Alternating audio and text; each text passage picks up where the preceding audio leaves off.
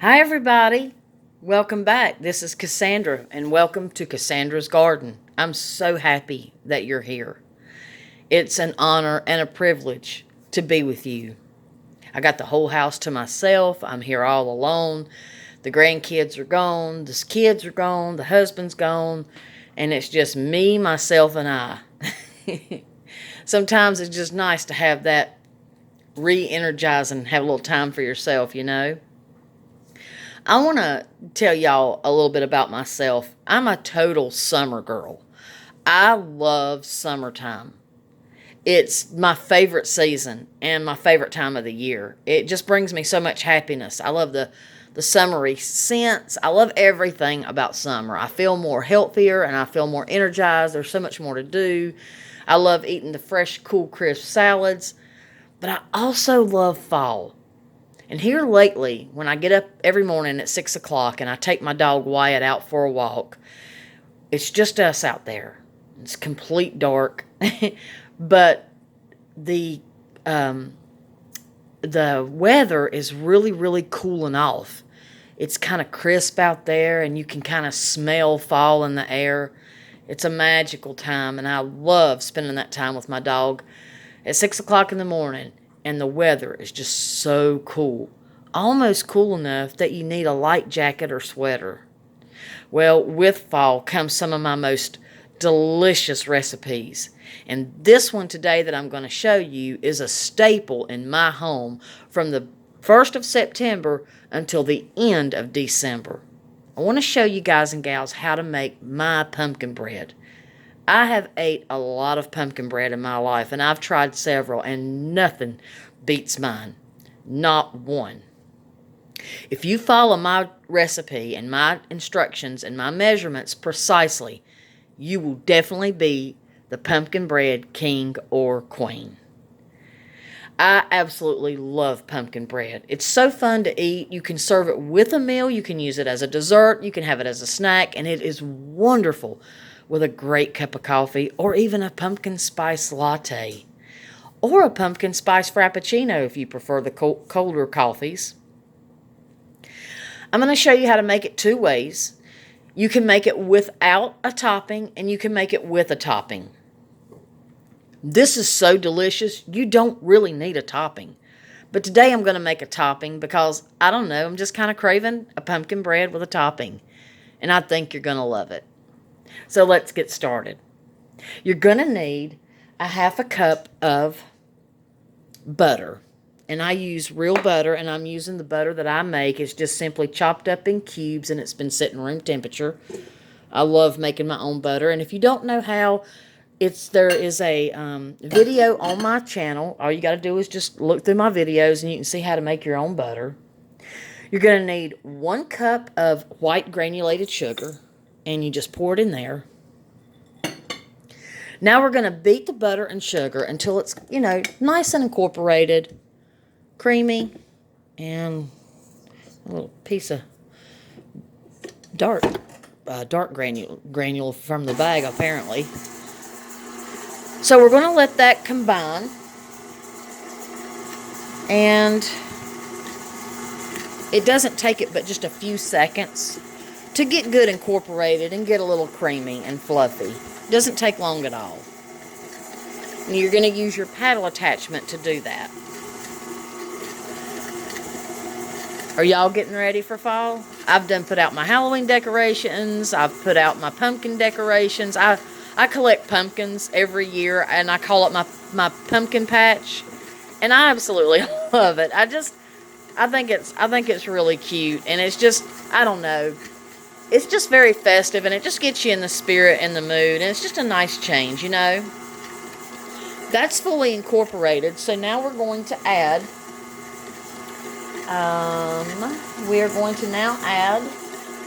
our 2 eggs. So you're going to add your eggs one at a time.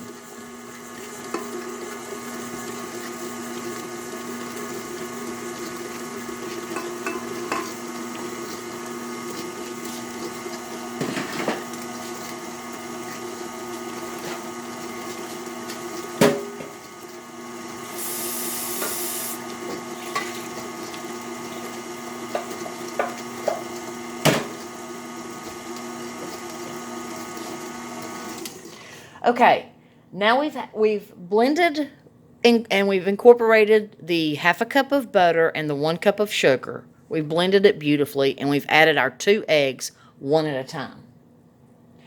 Now we're going to add our pumpkin. Now, a lot of people think that you add a whole can of pumpkin because most people just go and get a store-bought can of pumpkin, and that's totally fine. It's completely natural. Or you can, if you have a garden, if you're lucky enough to have a garden full of pumpkins, you can use fresh pumpkin from the pumpkins that you grow. But you're only going to need 1 cup. You don't use the whole can.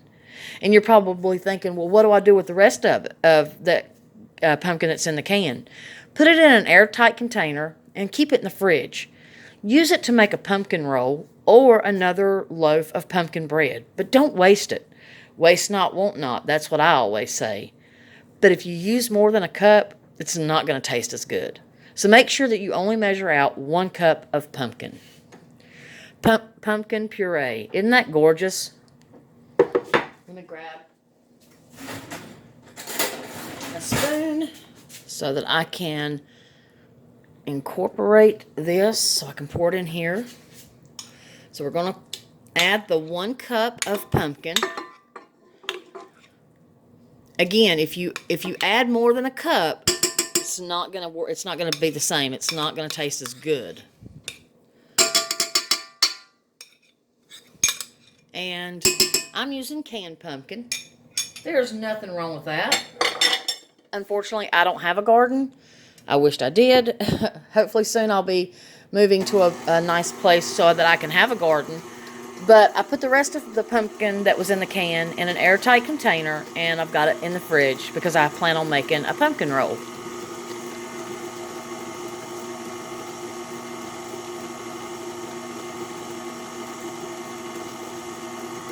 Okay, now it's time to add all of our spices. We've got that really good and incorporated. So now it's time to add all of our spices. You're going to need a 1/2 teaspoon of nutmeg, a 1/2 teaspoon of ginger, a 1/2 teaspoon of cinnamon, a 1/2 teaspoon of allspice,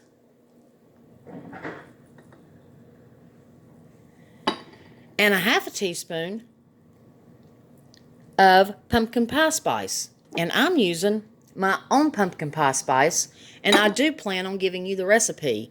You're going to love my recipe for pumpkin pie spice. I started making my own. Let me grab a towel. Sorry about that. I started making my own pumpkin pie spice when I went to the grocery store to make a pumpkin pie, and all the pumpkin pie spice was gone. I said, that's never going to happen to me again. So I make it, and it's just so light and fluffy, and you're going to love the way I make it. It doesn't get hard or sticky, and I've had this for quite some time. I keep it on hand, and when my jar gets almost empty, I'll make more. But I'm going to give you the recipe soon and show it to you. Now, of course, my labels are not professional, but they're good enough for me right now.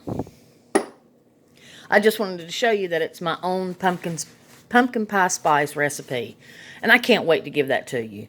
I was so mad that day that I went into the grocery store, and there was absolutely none. When I asked, are y'all going to get some more, they couldn't even tell me. It's like people were just going crazy. So I said, never again will I be without my pumpkin pie spice.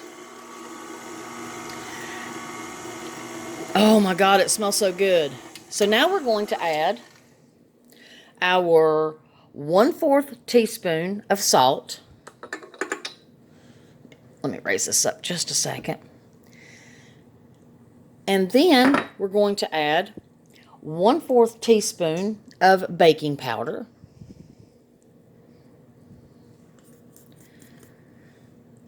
But we're going to use a 1/2 teaspoon of baking soda. So we're going to put that in there.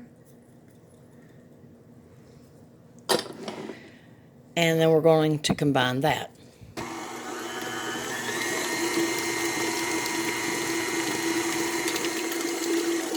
That's good and combined. Now we're going to add 1.5 cups of all-purpose flour. And I did sift this. So this was sifted and then it was measured out.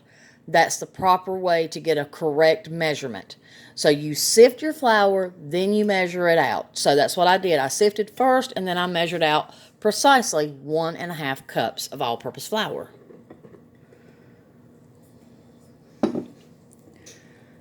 So now we're just going to combine that.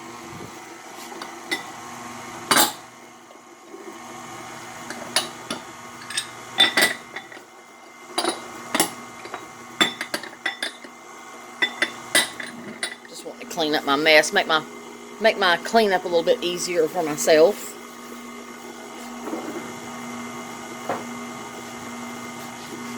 Oh my goodness, that is looking so good.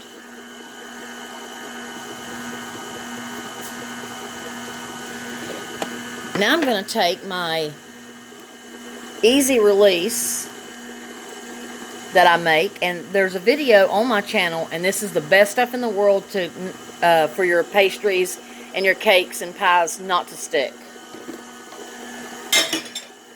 I've got a loaf pan here that as you can see, it's been used quite a bit. And again, my oven's already preheated to 350 degrees Fahrenheit. And we will be baking that for about 40 minutes. Now, after 40 minutes, give it a check and see if it's done on the inside. If it is not, with a toothpick inserted into the middle, comes back clean, or a butter knife.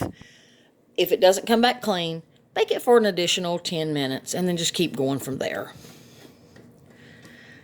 Now, I like to liberally and heavily grease my baking dish to ensure that my bread comes out in one piece and doesn't tear or crumble into a million pieces. When that happens, that is a disaster, and it is so heart-wrenching because this is a lot of work, and this dish is absolutely delicious. And you're cooking it for a reason, so you don't want it to fail. Just make sure you let it cool completely in the pan before you try to take it out. Otherwise, it's going to crumble. Like any cake. Let me stir this. Let me mix this just a little bit more while I'm greasing my pan. Perfect. With this recipe, you don't have to grease and flour a pan anymore. All you need is this. It's totally amazing. Give me 1 second while I put this back in the fridge.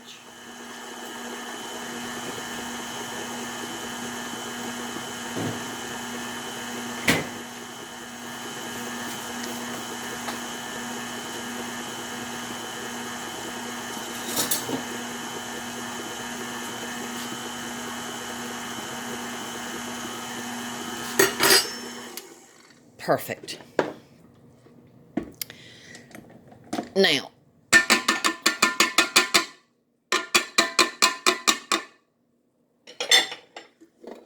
all you're going to do is put this in your pan.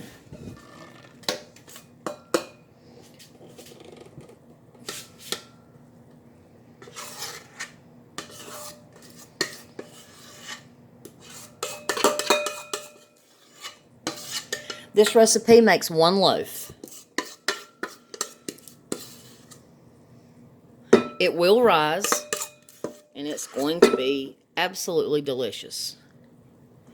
Now, you can stop here after you bake it, and you don't have to add a topping. But in part 2, I'm going to give you the recipe for a great topping, and I'll show you what we'll do with it.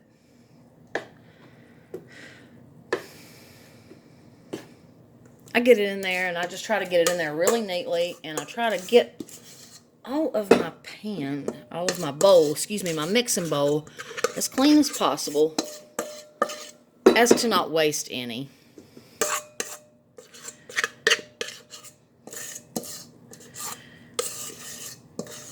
So nice being here cooking for the family by myself, just having peace and quiet. That way when they come home to all these wonderful aromas that's in the house from my baking and cooking. And on a crisp autumn day, they're happy to come home to Mom and Grandma and wife.